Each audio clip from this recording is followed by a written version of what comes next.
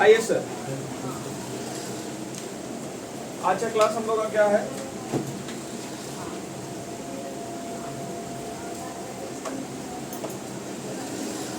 Labour का class है। Labour का इंट्रोडक्शन क्लास है। तो लेबर का इंट्रोडक्शन, कल वाला जो क्लास है उसे शिफ्ट करके मंडे को दिया गया। मंडे को 10:30 बजे क्लास आना है। तो मंडे को 10:30 AM में आ जाइएगा। कल वाला क्लास ऑफ रहेगा, ठीक है? तो मंडे को क्लास आप लोगों को 10:30 AM में ज्वाइन कर लेना है। एक ही क्लास को जोड़ के रखिए। लेबर का क्लास आप लोगों को मटेरियल बहुत अच्छे से मैंने बहुत दूर तक क्वेश्चन करा चुका हूँ। काफ़ी सारे क्वेश्चन मैंने डन कर दिए, अच्छे स्पेशल क्वेश्चन मैंने करवाए हैं, दिखा भी दिया हूँ। आप लोग मटेरियल का जो क्वेश्चन हुआ है उसका करीबन 8-10 पेज छोड़कर लेबर चालू करेंगे, यानी 5 पेज। जो लोग लगातार क्लास किए हैं वो लोग 5-6 पेज, और जिनका मिस हुआ है वो करीबन 10 से 11 पेज छोड़कर भैया बात करो, ठीक है? क्योंकि और भी कुछ और होमवर्क हम लोग मटेरियल में देंगे आपको। आज फिलहाल लेबर के बारे में बात करें। अच्छा, लेबर का जो सैस है, सैस नंबर आपका कितना पता है? सैस नंबर 7 है। कितना सैस है ये? और सैस मतलब क्या होता है? Cost accounting standard. सैस नंबर 7 है ये। मुझे एक बात बताइएगा, जैसे लेबर का मतलब क्या होता है? मुझे कोई बता सकता है लेबर का मतलब क्या होता है? लेबर किसे बोलते हैं? बता पाइएगा, कौन है लेबर? मजदूर। तो जो ये लोग लेबर का मतलब, अगर हिंदी प्रोनाउंसिएशन कोई करने बोले तुमको, हिंदी लेबर का हिंदी क्या होता है? मजदूर। ये जो प्रोनाउंसिएशन जो कर रहे हैं ये बहुत गलत कर रहे हैं हम लोग। लेबर को, जो आपके लेबर होते हैं, ध्यान सुनिएगा, एक सेकंड देखिए, मैं थोड़ा देख लूँ।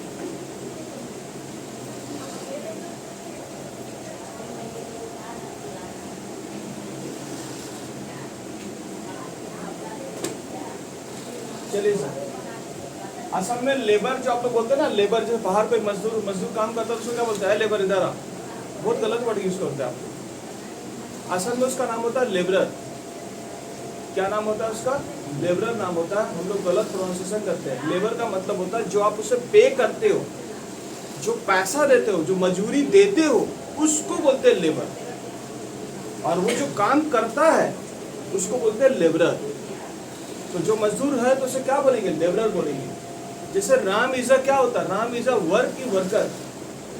राम इज अ वर्कर, आपका वर्कर है, आपका वो है। आप ये बोले राम इज अ वर्क, इधर आप, ठीक है? तो ऐसे थोड़ा बोलते हैं आप, राम इज अ वर्कर। तो जो राम इज अ लेबरर। और वो जो जनरेट करता है, जिसको आप पे करते हो, जो पे करते हो, उसे बोलते हैं लेबर, लेबर कॉस्ट। तो इस चैप्टर में हम लोग सीएमएस आपको क्या पढ़ाया जाएगा? सीएमएस आपको बोला जाएगा कि इस लेबर में कितना, इस लेबरर को कितना पे करना है, यही आपको पढ़ाया जाएगा। यानी कितना पे करना पड़ेगा और उसके कॉस्ट को कंट्रोल कैसे किया जाए, उस खर्चे को कंट्रोल करने का कुछ बेसिक फंडामेंटल चीज़ है। काम को कैसे वो ज़्यादा दिलचस्पी लगाए, वो भी आपको सिखाया जाएगा इस चीज़ में। यानी यहाँ मैनेजमेंट का पार्ट भी है कुछ, क्योंकि जब काम दिलचस्पी करेगा तो मतलब ऐसा कुछ टेक्निक यूज़ करेगा लोग जिससे काम अच्छा हो। लेबर उस पर लगन से काम करे, लेबर की लेबरर, और जो उसे पे करते वो क्या होता है? Labour costing. यानी उसकी लेबर की कॉस्टिंग क्या है, यानी जो पैसा देते हो वही आपको पढ़ना है। तो कितना पे करेंगे वही चीज़ आपको सीखना है। तो इस चैप्टर में आप लोग जो मेरे से सीखेंगे, यहाँ पर ही आपको सिखाया जाएगा। सबसे पहले हम लेबर को जो देते हैं, तो सवाल उठा कि सर लेबर हम लोग के मजूरी जो होता है वो 2 प्रकार के होते हैं। कितने प्रकार के होते हैं? 2 प्रकार के होते हैं। एक होता है डायरेक्ट मजूरी, यानी डायरेक्ट लेबर। ये मजदूर नहीं है, मजदूर को लेबरर बोलते हैं। एक ये पैसा देते हैं, और एक आप इनडायरेक्ट लेबर आप देते हैं। इनडायरेक्ट लेबर का आप कुछ एग्जांपल दे सकते हैं, जैसे कि मैंने अपने कॉस्टिंग में पढ़ा होगा, जो जोड़ लगा के हैया जो कर रहा था वो लोग, they are called direct labourer. वो लोग डायरेक्ट लेबरर है, जो लोग मजदूरी, जो मेन आदमी काम कर रहा था। और जो फैक्ट्री गेट के पास जो दरवान खड़ा हुआ है, चार्टर्ड अकाउंटेंट जो है, ये सब इनडायरेक्ट मटेरियल है। तो आप जो लेबर कॉस्टिंग में पढ़ाई करेंगे, वो लेबर कॉस्टिंग में आप सिर्फ डायरेक्ट लेबर के बारे में पढ़ेंगे। इनडायरेक्ट लेबर की पढ़ाई आपका ओवर नहीं होगा। तो आप डायरेक्ट लेबर पढ़ोगे कि इनडायरेक्ट लेबर पढ़ोगे? लेबर चैप्टर में। लेबर चैप्टर में आप डायरेक्ट लेबर के बारे में, जो डायरेक्ट लेबर को पे करते हो, वो क्या पे करते हो, कैसे पे करते हो, वही यहाँ सिखाया जाता है। सीएमएस साहब का यही रोल है। और उसके कॉज का, उसका डेडिकेशन कैसे बढ़ाया जाए, तो उसको क्या इनाम दिया जाए, कैसे इनाम दिया, क्योंकि जो रंग मिस्त्री लोग आते हैं, जो मेन आपका घर में रंग करते हैं, वो जो मजदूर, आप लोग बोलते हैं मजदूर, लेबर का मतलब होता है मजदूर। फैक्ट्री में भी जो मजदूर होते हैं उनको भगा नहीं दिया जाता। वो मजदूर ऐसे होते हैं ना, वो मेन प्रोडक्शन पे काम करते हैं। अगर वो अगर काम नहीं करेगा तो धंधा ही नहीं चलेगा। तो उसको खुश भी तो रखना पड़ेगा। तो उसको तुम अगर अच्छा टारगेट फुलफिल करवाओगे, अच्छे समय पर अगर वो काम अच्छा दे रहा, वर्क अच्छा कर, तो उसे इनाम भी देते हो। इनाम मतलब बोनस देते हो। और ये बोनस वो बोनस नहीं जो दिवाली का बोनस तुम लोग देते हो। यहाँ बोनस का कुछ हिसाब है। समझ में आया मैं क्या बात करना चाह रहा हूँ? तो यहाँ बोनस वोनस देकर उसको खुश भी किया जाता है, क्योंकि तुमने काम अच्छा किया, तुम इतने घंटे में अगर तुम काम कंप्लीट कर दो, मैं तुम्हें इनाम दूंगा। तो जो भी आप मालिक जो भी उसको देगा, वो सारा पार्ट क्या हो जाएगा, लेबर हो जाएगा। समझ में आया क्या बोल रहे हैं हम लोग? तो सर हम लोग इसके बारे में पढ़ाई करेंगे, चर्चा क्लियर हो गया। तो हमारा चैप्टर के डायरेक्ट लेबर जो बनाएंगे, ये लेबर जो बनाएंगे किस लेबर को इंडिकेट कर रहे हैं, ये डायरेक्ट लेबर को जो पे करेंगे उसका कैलकुलेशन आप यहाँ से क्लियर हो चुका है। चलिए सर इसको जल्दी से कॉपी कर लो, फिर मिटाऊंगा मैं इसे। जल्दी से कॉपी कर लीजिए। कॉपी करने के बाद फिर मैं इसको कैसे पे करते हैं, इसका फॉर्मेट कैसा हो देखेंगे। लेबर कितने टाइप के होते हैं हम लोग का? लेबर हम लोग का डायरेक्ट लेबर और एक इनडायरेक्ट लेबर। आप जो लेबर कॉस्टिंग पढ़ोगे किसके बारे में पढ़ोगे? डायरेक्ट लेबर के बारे में पढ़ोगे। ठीक है, हाँ सर। चलिए सर, अब हम लोग डायरेक्ट लेबर का कैसे कैलकुलेशन होता है, कैसे पे करते हैं, वो अब आपको सीखने को मिलेगा।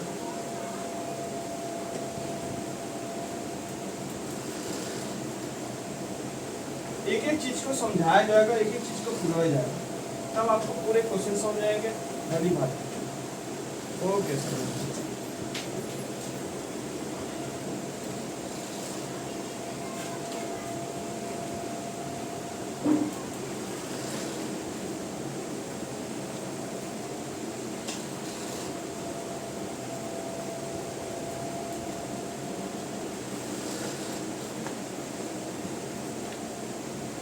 नाम लिखेंगे computations of wages due. Computation of wages due.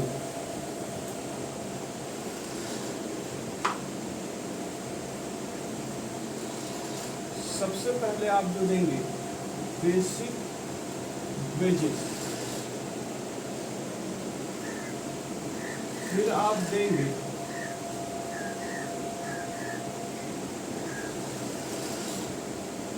Bonus, फिर आप देंगे अलाउंस, फिर आप देंगे over time premium, over time premium. ये सबको जोड़कर जो आएगा इसको बोलते हैं हम लोग ग्रॉस वेजेस। तो अगर तुमसे कोई पूछ ले how to calculate gross wages, तो आप क्या क्या जोड़ के देते हो gross wages? Gross wage sir हम लोग basic plus bonus plus allowance plus overtime premium जोड़ के ग्रॉस वेज आता है।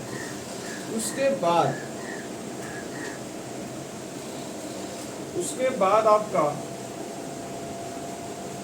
यहाँ से आपका और आगे खिला बढ़ता है, ग्रॉस वेज से खिला और बढ़ेगा।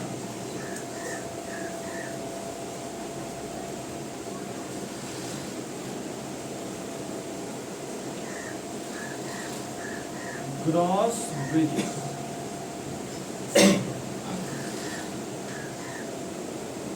उससे आप लेस करते हैं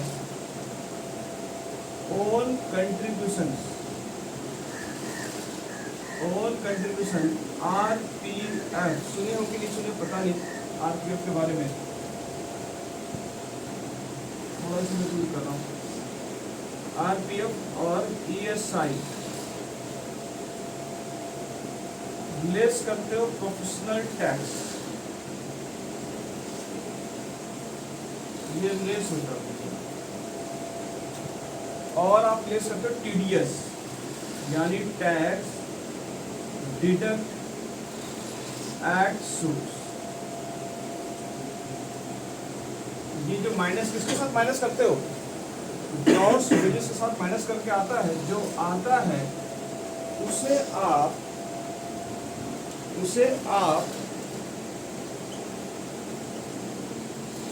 कैश इन हैंड कहते हो। जब सवाल दिखेगा अभी हम लोग धीरे धीरे के सवाल को से डील कराएंगे कि कैसे कैसे चैप्टर को शुरू किया जाए। तो आज से क्लास, फिर अगला क्लास है क्लास, और सबको रिकैप मार के जरूर आइएगा, ठीक है। हाँ सर, और यहाँ पर क्या हम लोग लिखते हैं? Gross wages, gross wages.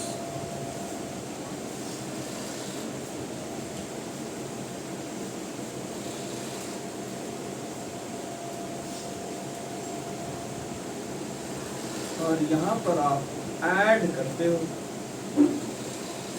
Employer contribution RPF, contribution to RPF add करते हो भैया।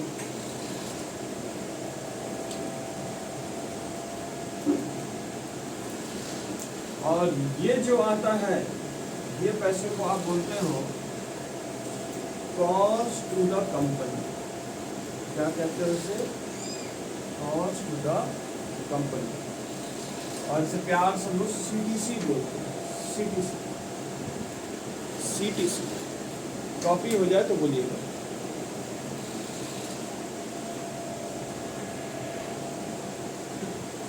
कॉपी हो जाए तो बोल दीजिएगा। हो गया कॉपी?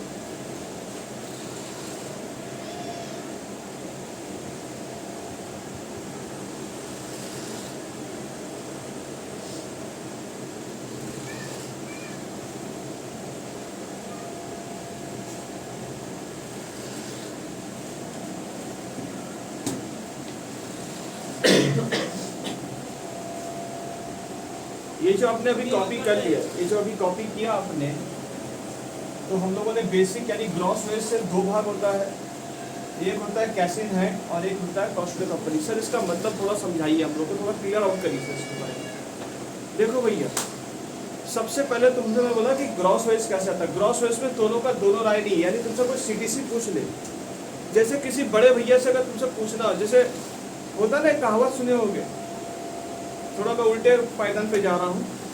वो उल्टा पायदान ऐसा है कि लड़की लोग से उसका उम्र नहीं पूछा जाता है ना, लड़कों से उसकी कमाई नहीं पूछी जाती, ठीक है। तो लोग मुझसे कैसे पूछते हैं, मेरे से इनकम कैसे पूछते हैं? मेरा भैया आपका कितना स्टूडेंट है, इनकम नहीं पूछ रहा लोग, और फिर पूछेगा भैया लेते कितना है, ठीक है। माने इनडायरेक्टली उन लोग कैलकुलेटर लेके बैठ गया, अलग से कैलकुलेटर लेके बैठ के हिसाब किताब लगा रहा मेरा। तो उसी तरह से जब आप अपने जूनियर जो सीनियर से किसी से बात करते हो, तो आप डायरेक्टली नहीं पूछते हो कि उससे तक बुरा मान जाओ। उसी तरह से जैसे कोई बड़ी बड़ी फॉर्म में, बिग फॉर्म में अगर कोई काम करता, तो अगर उससे तुम पूछना चाहते हो, चार्टर्ड अकाउंटेंट कोई है, उनका पूछना चाहते हो, तो उनसे पूछो कि भैया आईटीसी कंपनी का कॉस्ट ऑफ द कंपनी आपको रखने का, यानी तो लेबर है, तो लेबरर है, तो लेबरर को भैया आपको रहने का कॉस्ट क्या पड़ता कंपनी का, कॉस्ट टू द कंपनी। तो मतलब तुमने इनडायरेक्टली, और तुमको बोला हुआ, देखो अब देखो सीए भी नहीं समझ पाता है, जब चीजों को लेकर बड़ा आराम से कैजुअल रहता है, वो सोचता है कि मेरे से थोड़ी ना सैलरी पूछ रहा, बोला मेरे इस पोस्ट में, आपका जो पोस्ट है उसमें कॉस्ट टू द कंपनी का क्या कॉस्ट पड़ता हो, तो कंपनी उसको क्या क्या देती होगी, वो क्या देती होगी, बेसिक देती होगी, बोनस देती होगी, अलाउंस, बहुत तरीके के अलाउंस होते हैं, डेयरनेस अलाउंस, आपके बहुत सारे आपके अलाउंस होते हैं, टिफिन अलाउंस, एंटरटेनमेंट अलाउंस, ठीक है, ये मेडिकल अलाउंस, बहुत सारे अलाउंस आपको देगी। तो जो भी देगा ओवर टाइम का आपको जो पैसा रहेगा, तो उसको जोड़ कर क्या बोलेंगे, ग्रॉस वेजेस। ग्रॉस वेज से आपको यहाँ पर एम्प्लॉय, ये परक्यूजिट्स का आइटम है, ये किसका आइटम है, परक्यूजिट्स। सैलरी चैप्टर में जो लोग सेकंड सेमेस्टर पढ़े होंगे, 11 में पढ़े होंगे, 11 परक्यूट बोल के चैप्टर होता है, यानी पीएफ एक फंड है।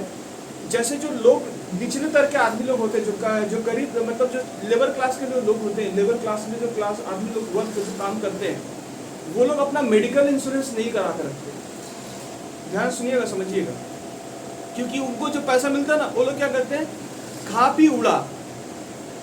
लेबरों को उतना बुद्धि नहीं होता, तो मैनेजमेंट को तो बुद्धि है, तो जानते हो उसको ग्रॉस वेज समझ लो, उसको बेसिक वेज आपको जो दिया गया, यहाँ पर 15,000 रुपये बेसिक दिया गया, बोनस आपका काम अच्छा लगा तो आपको बोनस दिए गए 4,000 रुपये, आपको कुछ अलग से अलावेंस दिए गए 2,000 रुपये की, आपने ओवर टाइम किया तो वहाँ पर ही आपको वहाँ भी 2,000 रुपये आपको मिल गया। तो बाबू बोलो आपको कितना पैसा मिला, ग्रॉस वेज आपका कितना है, तो 15 4 19 19 2 21 21 2 23,000 रुपये आपको मिल गए। और कंपनी आपको 2 पैसे और दी, आरपीएफ का पैसा और एक ईएसआई का पैसा, या आरपीएफ का पैसा और एक ईएसआई। ईएसआई होता है एम्प्लॉयमेंट स्टेट इंश्योरेंस। क्या होता है एम्प्लॉयमेंट स्टेट इंश्योरेंस? सुने होंगे, चलो लेबर क्लास में काम करते हैं उनका ईएसआई कटता है, उनका ईएसआई कटता है। तो ईएसआई कटेगा तो यानी वो अपना भी कुछ कंट्रीब्यूशन देते हैं ईएसआई में, और प्लस मालिक भी उस ईएसआई में कुछ पैसा देता है, तो मतलब वो तो मालिक पेमेंट कर रहा है। तो ग्रॉस वेज प्लस ये जोड़कर एक ईएसआई हॉस्पिटल खोला गया जोका में। आपको सुने होंगे जोका में ईएसआई का हॉस्पिटल है। तो जो जोका में ईएसआई का हॉस्पिटल मतलब जो लेबर वगैरह जो बीमार पड़ते हैं वो लोग डायरेक्ट कहाँ चले जाते हैं, ईएसआई में, क्योंकि उनका ईएसआई कार्ड बना रहता है। तो जो इंश्योरेंस का जो कार्ड रहता है उसका पेमेंट कैसे होता है, तो जो पेमेंट कुछ अपने उसका सैलरी से काट के लेता है, 23,000 रुपये से में से कुछ काट के लेता है, और कुछ पैसा कंपनी का जो मालिक होता है वो पेमेंट करता है। तो आपका कंपनी का कॉस्ट क्या हो रहा है, यहाँ पर कितना है आपका 23,000 रुपये है, और प्लस यहाँ मालिक ने आपसे 500 रुपये काट भी लिया, बढ़ा के दिया आपको मालिक। तो ultimatum cost of the company कितना पड़ा आपका महीने का, 23,500 रुपये आपका महीने का कॉस्ट पड़ गया। पर नाउ इन दिस सिनेरियो, अब यहाँ का केस अगर आप देखेंगे, यहाँ पर क्या होता है आपको वैसे ही 23,000 रुपये मिला होगा। अब यहाँ पर क्या होता है, इससे पैसे ले लिए थे, क्योंकि इसका पैसा भी तो अपना मालिक अपने जेब से तो निकालता है, कुछ इसके जेब में से निकालता है। इसीलिए देखते सुने होंगे बहुत लोग की सैलरी 3 लाख रुपये बोलता है, महीना का मेरा 50,000 का सैलरी है, पर उसका एग्जैक्ट उसके हाथ में पैसा अपना नहीं आता, क्योंकि उसका पीएफ का पैसा कट जाता है, ईएसआई का पैसा कटता है। यानी कैश इन हैंड कितना होता है, तो cash in hand cost of the company that बहुत different thing. Cost of the company में क्या होता है, वो सब पैसा बढ़कर बात होता है, यहाँ पैसा बढ़ जाता है, और कैश इन हैंड में क्या होता है, पैसे काट के आपको दिए जाते हैं, क्योंकि इसका ईएसआई का पैसा और इसका ईएसआई पैसा दोनों 500-500 रुपया जोड़कर, और आरपीएफ में भी सेम कुछ पैसा जमा करता होगा। तो जो मालिक दे रहा था बोला भैया आपको 23 तो दे रहे प्लस और भी तो आपको ईएसआई और आरपीएफ का पैसा भी तो मैं आपको दे रहा हूँ, तो हमारा कॉस्ट ऑफ द कंपनी क्या हो रहा है, हम तो जोड़ के बात कर रहे हैं। आप समझ लो आरपीएफ का और 500 रुपया इसका आरपीएफ में भी दे रहा होगा, तो सुकुल मिला के कितना मिला होगा, 1,000 रुपये मिला होगा। तो आप यहाँ पर कितना बोलेंगे, 24,000 रुपये बोलेंगे आरपीएफ का पैसा। यानी दो चीज, यानी मालिक भी देता है और कर्मचारी भी देता है। तो कर्मचारी देगा तो उसके सैलरी से काट लिया जाएगा, तो कितने रुपए काट गया, 500 इसमें से काटा गया, 500 इसमें से काटा गया, तो कुल मिला के कितना काटा गया, ये काटा गया। प्लस आप अगर एम्प्लॉय है तो प्रोफेशनल टैक्स भी काटा जाएगा, अगर तुम प्रोफेशनल आदमी हो, सीए चार्टर्ड अकाउंटेंट हो, तो टैक्स भी काटा जाएगा, टैक्स का पैसा भी कटेगा, मतलब 200 रुपये टैक्स से कट गए, प्लस आपका टीडीएस कटेगा, टीडीएस आपका 300 रुपये इधर भी कटेगा आपके। तो अल्टीमेटम कितना कट गया आपका, 23,000 में से आपको पैसा कितना मिलता है, 23,000 में से 1,500 गिरा दीजिए, आपको मिलेगा 21,500 रुपये। यानी वहां पर देखो 24,000 रुपये दिख रहा है, यहाँ पर देखो 21,500 रुपये दिख रहा है। तो ये फर्क कैसे होता है, ये फर्क होता है क्योंकि जो ग्रॉस सैलरी होता है, ग्रॉस सैलरी में से आपके पैसे को निकाले जाते हैं, क्योंकि कुछ जगह एक कंट्रीब्यूशन में डाला जाता है, एक आपका इंश्योरेंस में डाला जाता है, तो पैसे वहां से निकाल के, और कौन निकाल लेता है, कंपनी खुद ही निकाल, और आपके हाथ में 21,000 रुपये का सैलरी का चेक बना के दे देता है, 21,500। तो कैश इन हैंड और कॉस्ट ऑफ द कंपनी क्या दोनों सेम है कि अलग अलग है, आई होप समझ आ चुका होगा। तो कॉस्ट ऑफ द कंपनी आप जब पूछेंगे तो लोग जो बहुत सारे लोग जो सबका सैलरी बताते हैं वो ये बताते हैं, और एग्जैक्टली उनका ये सैलरी बनता भी है, पर मिलता क्या उतना पैसा है, answer is no, cash in hand या डिफरेंट। तो ये कैश इन हैंड और कॉस्ट ऑफ द कंपनी कहाँ से अलग हो जाते हैं, ग्रॉस सैलरी के बाद से ये लोग अलग हो जाते हैं, इसीलिए ग्रॉस सैलरी से देखिए स्लॉट अलग हो गया। आई होप मेरा बात समझ आ चुका होगा। तो एग्जाम में कभी कभी आपसे पूछ लेगा कॉस्ट ऑफ द कंपनी, तो उसमें तुम एम्प्लॉयर कंट्रीब्यूशन आरपीएफ को प्लस करोगे माइनस करोगे, उसमें तुम प्लस करोगे, और कैश इन हैंड अगर तुमसे मांग लिया क्वेश्चन में अगर तुमसे, तो उसमें तुम ग्रॉस सैलरी के साथ तुम cash in employer contribution minus करोगे प्लस करोगे, तो हम माइनस करोगे। क्लियर है मेरी बातचीत, मैं क्या बोलना चाह रहा हूँ। बट सर ग्रॉस सैलरी ये जो 23,000 रुपये आ रहा है, ये जानते हो एग्जाम में क्या करेगा, एग्जाम में ये रुपया ही गैप कर देगा। कौन सा रुपया गैप कर दिया सर, कहानी तो दूर की दूर बात की बात हो गई, ऊपर का मोरी गायब हो गया, कौन, बेसिक वेजेस गायब हो जाएगा। क्वेश्चन में और एक चीज गायब कर देगा, बिकम सिलेबस में आपका जो टॉपिक दिया गया वो बेसिक वेजेस कैसे निकाला जाता है वो बताया जाएगा, ग्रॉस वेज। वो लोग इतना दूर तक भी नहीं आया, सोचो इनका औकात नहीं बिकम का कितना दूर तक पहुंच जाए। हम लोग यहाँ तक क्वेश्चन करा देंगे आपको, एक तो क्वेश्चन दो क्वेश्चन दिखा देंगे, पर जनरली से बिकम में क्या क्वेश्चन पूछेगा, बिकम में क्वेश्चन पूछेगा भैया खाली ग्रॉस वेजेस निकाल के बताओ, स्प्लिट करके मत बताओ, स्प्लिट नहीं बोलेगा वो। तो हम लोग कहाँ तक निकालेंगे, ग्रॉस वेतन, यानी जो मेरा जीरेक्स आपके पास आएगा उसमें कुछ सीएमए के भी क्वेश्चन रहेंगे, पर ज्यादातर क्या क्वेश्चन रहेगा, बीकॉम का क्वेश्चन ईयर वाइज जैसे हम लोगों ने दिया था आपको उस प्रकार से भी रहेगा। तो उसमें आपको दर्शन थोड़े कम होगा, इसलिए मैं थोड़ा टफ लेवल का भी क्वेश्चन का जीरेक्स प्रिंट आउट करूंगा ताकि आप थोड़ा सीख जाओ उसकी। क्लियर है। बीकॉम लेवल में क्या मिसिंग कर देगा लोग, यानी आपके ये सीनियर लेवल में भी मिसिंग करता है। तो ग्रॉस मींस पहले ग्रॉस तो पाइए तब तो सीटीसी बोलिएगा, तो कैसे नहीं बोलिएगा सर हमरा बेसिक ही गायब करके बैठ गया। तो इसीलिए मैं तुमको पहले क्या सिखाऊंगा, मैं तुम्हें पहले बेसिक वेजेस निकालना सिखाऊंगा, उसके बाद मैं तुम्हें क्या निकालना सिखाऊंगा, अच्छा काम करे तो मैं तुम्हें क्या दूंगा, बोनस दूंगा। ये बोनस भी गायब रहेगा आपको। तो बोनस कैसे दिया जाता है, बेसिक वेज कैसे दिया जाता है, ये अब आपको सीखने को मिलेगा। मेरी बातचीत समझ में आ चुका है मैं क्या बोलना चाह रहा हूँ। तो ऊपर का मैंने क्या नगारत कर दी, चैप्टर का क्लॉज समझा ना, बीकॉम में क्या पूछेगा आपसे, बीकॉम में ये दोनों चीज आपको गायब कर देगा। अगर ये दो चीज पता कर लिए, ये सब अगर गायब है तो गायब रहेंगे, पर ये दोनों गायब है तो इसको निकालना पड़ेगा। किसको निकालना पड़ेगा, बेसिक प्लस बोनस को जोड़कर आप क्या बोलोगे, ग्रॉस वेज बोलोगे। ओवर टाइम नहीं है कोई बात नहीं, अलाउंस नहीं है कोई बात नहीं, पर बेसिक नहीं है कहीं नहीं, बेसिक तो साडा हक बनता है। तो बेसिक का मतलब क्या होता है, साडा हक, इतना तो हमको देना ही पड़ेगा कम से कम। और वो अगर नहीं दिया रहेगा तो उसको कैसे कैलकुलेशन करते, तो इसका एक फॉर्मूला बनाएंगे। तो इसके फॉर्मूला हम लोग फॉर्मूला बोलेंगे, पर आपको टेक्निकल साउंड से आपको याद भी करोगे कि फॉर्मूला कैसे होता है। अच्छा मेरा अगला टॉपिक क्या निकलेगा, मैं क्या कैलकुलेशन करने बोलूँगा आपको, basic veg. This is your अंत। अब मैं इसके अंदर घुसूंगा, बेसिक के बारे में बात करूंगा, बोनस के बारे में बात करूंगा। जब ये सब मेरे टारगेट कंप्लीट हो जाएंगे तब आप ईयर वाइज से क्वेश्चंस को देखोगे कि कैसे कैसे क्वेश्चन क्या क्या मांग रहा है। क्लियर हो चुका मेरी बातचीत, हाँ सर चलो जल्दी से कॉपी कर दो। मेरा अगला पॉइंट ऑफ रिकॉर्ड होगा, मैं इसको मिटाने वाला हूँ। तो मैं क्या सिखाने वाला हूँ, बेसिक वेजेस कैसे निकाला जाता है। धीरे धीरे देखते जा रहे। सीटीसी का मतलब समझाएंगे, कॉस्ट ऑफ द कंपनी कैसे निकाला जाता है, कैसे का मतलब समझाएंगे, कैसे कहाँ से लोग स्प्लिट होते हैं ये समझ में आ गया है।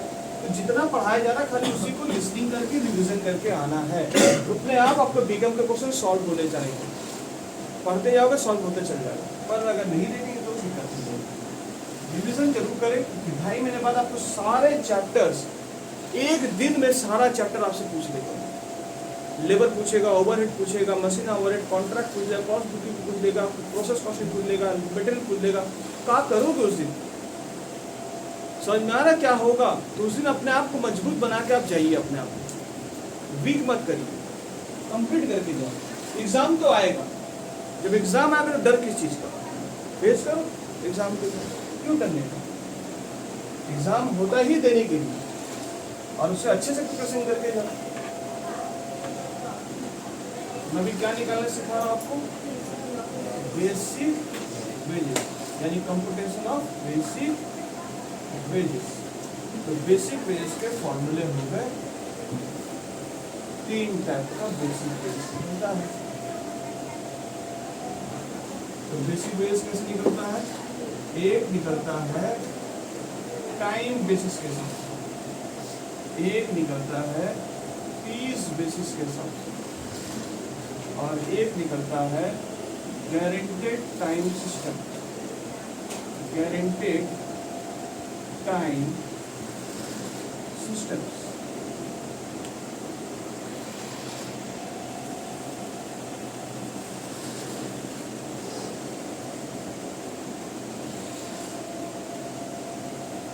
तो सर इसका फॉर्मूला थोड़ा बोल दीजिए। इसका फॉर्मूला है, इसका जो फॉर्मूला है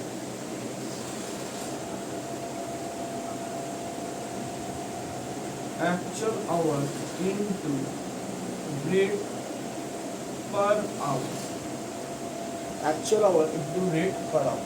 मैं भी इसके ऊपर क्वेश्चन भी डाल दूंगा ताकि आपको एग्जांपल समझ आ जाए। पीस बेसिस का फॉर्मूला का बेसिक बेस आपके 3 तरीके से निकाले गए, मैंने बोला 3 तरीके से आपका बेसिक बेस निकाले जाएंगे। तो बेसिक बेस आपका एक तो टाइम बेसिस, एक तो पीस बेसिस, एक जीटीएस के हिसाब से निकलता है, गाइडेड टाइम सिस्टम।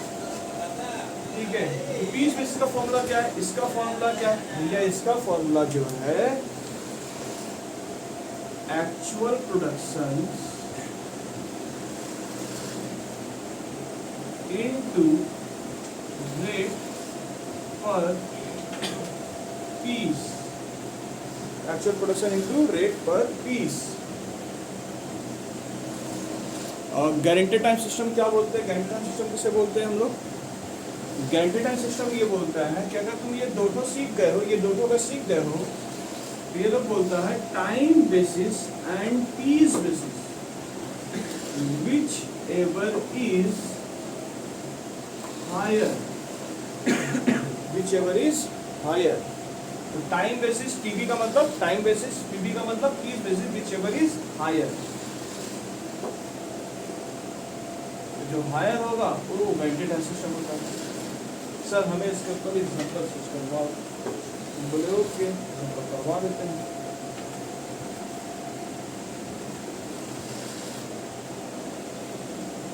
हो जाए तो बोलो।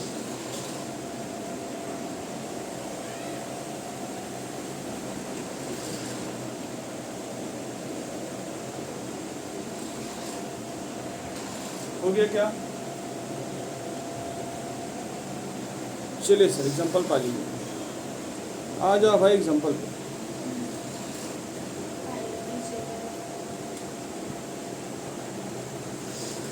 सर एग्जाम्पल में थोड़ा क्लियर आउट करिए हमें। हम बोले बिल्कुल। हमारा फिल्म मैंने बता दिया कि हम कैसे कैसे अपने रोल को पूरा करेंगे। पहले मैं बेसिक सिखाऊंगा, उसके बाद में फिर बोनस निकालने सिखाऊंगा। दोनों निकालने से दोनों जोड़ के क्या हो जाएगा? Gross wages. Basic plus bonus gross wages आता है। तो अगर ग्रॉस वेजेस तुमसे कोई पूछे तो कैसे बोलोगे? बेसिक है, बोनस है, अलाउंस है, ओवर टाइम है। दो तो नहीं तो कोई बात नहीं, पर बेसिक और बोनस मुझे चाहिए। क्लियर है? अब बेसिक तो मुझे चाहिए ही चाहिए, बेसिक तो बोनस नहीं भी दोगे तो भी चलेगा, बेसिक चाहिए हमको। तो सबसे पहला कड़ी क्या निकालने से है? बेसिक। और अगर अच्छा काम करो तो तुमको कंपनी बोनस भी देती है। तो कैसे आप समझेंगे हमारे क्वेश्चन बोनस आ चुका है? क्वेश्चन अपने आप समझ आ जाता है, धीरे धीरे करके समझ आएंगे। फिलहाल अभी मैं एक एग्जांपल आपके लिए पकड़ रहा हूँ। तो एग्जांपल नंबर 1 को आप देखेंगे। Example number 1, actual production 50 hours, 200 litre.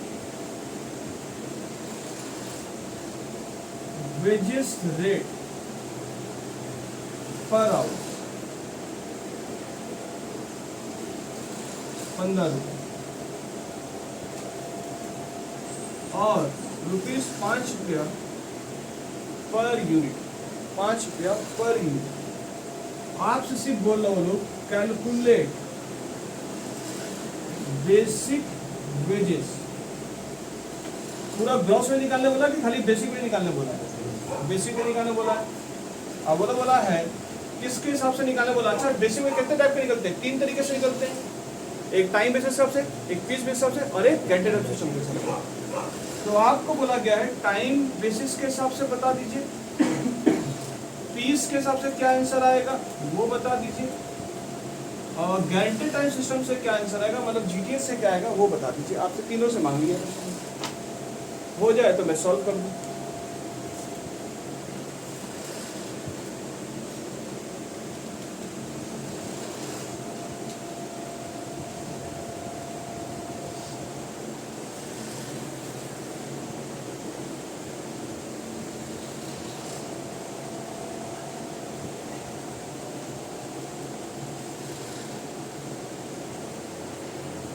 जल्दी से कॉपी कर लीजिए।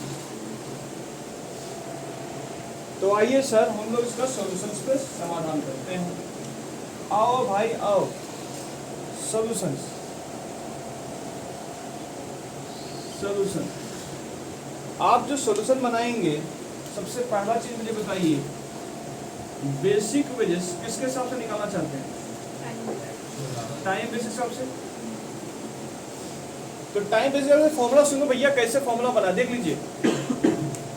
हमें लड़का को बोले हैं 50 घंटे में 200 यूनिट तुमको बनाना है। कितने घंटे में बनाया? 50 घंटे में कितने 50 घंटे में कितने यूनिट बनाया उसने?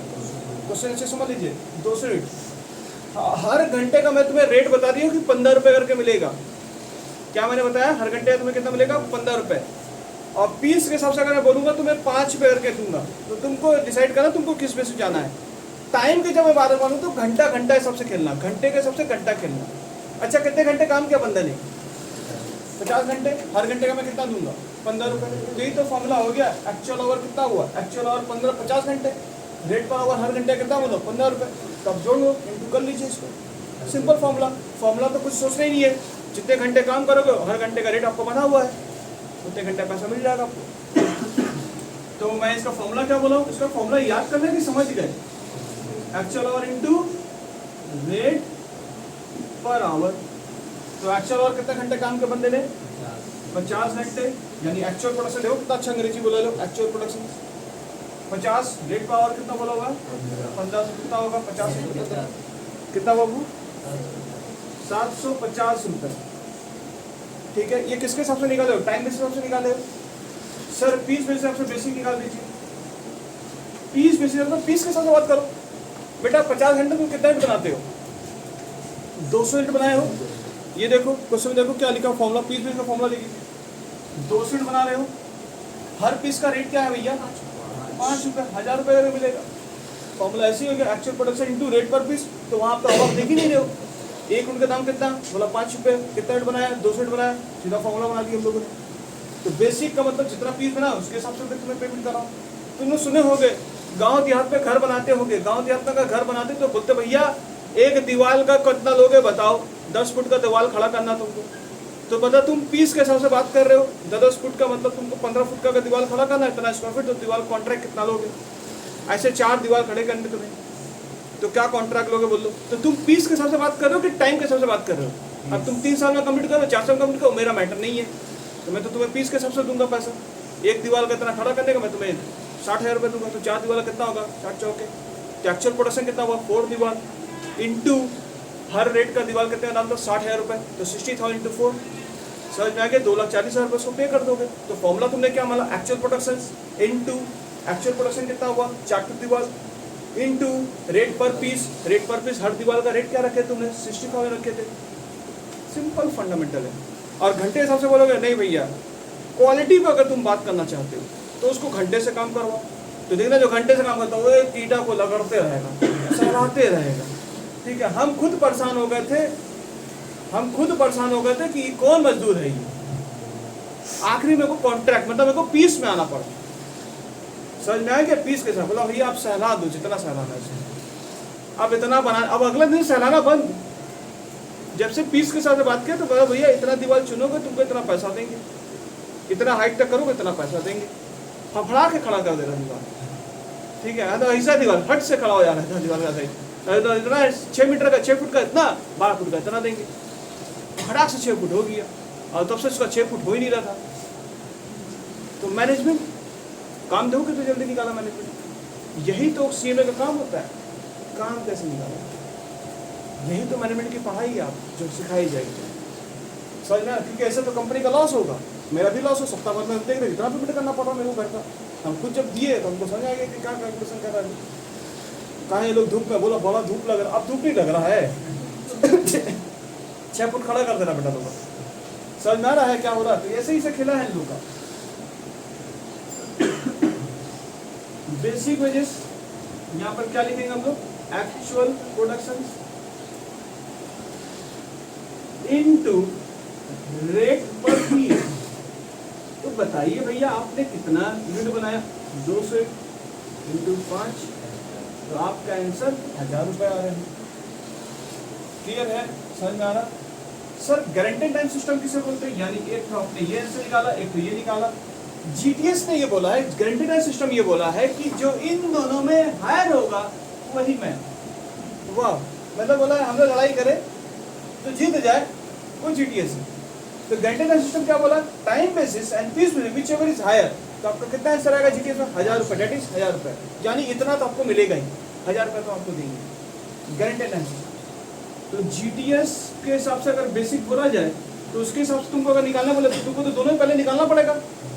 यानी अगर मैं तुमसे खाली जीटीएस मांग लेता तो सर आप तो मजाक नहीं, सर टाइम भी मांग ली पीस भी मांग ली, मैं इनडायरेक्टली आपको बिना कंपेयर के हम जीटीएस निकाल ही नहीं सकते। क्लियर मैं क्या बात करना चाह रहा हूँ। तो यानी बेसिक पे जैसे यहाँ पर अगर आपसे कोई पूछ ले जीटीएस के हिसाब से तो आप क्या बोलेंगे, time basis and piece basis whichever is higher that is rupees कितना लेंगे 1000 रुपये। कोई डाउट है तो पूछ लीजिए। Time basis and piece basis whichever is higher that is 1000 रुपये। मैंने रिपीट भी कर देना क्या लिखा हूँ। चलो सर चलो, आज के लिए इतना समाप्त है। तो मैंने टाइम सिखा दिया आपको। अगले बार मैं फिर कुछ एग्जाम्पल लूँगा और एक मिनट और दिन में बात करूँगा इसके ऊपर। आज मेरा इंट्रोडक्शन क्लास था, तो इंट्रोडक्शन क्लास इसके ऊपर मैंने किया। अगला क्लास मेरा कब रहेगा? मंडे को। ठीक है, सभी के लिए thank you, bye bye, see you.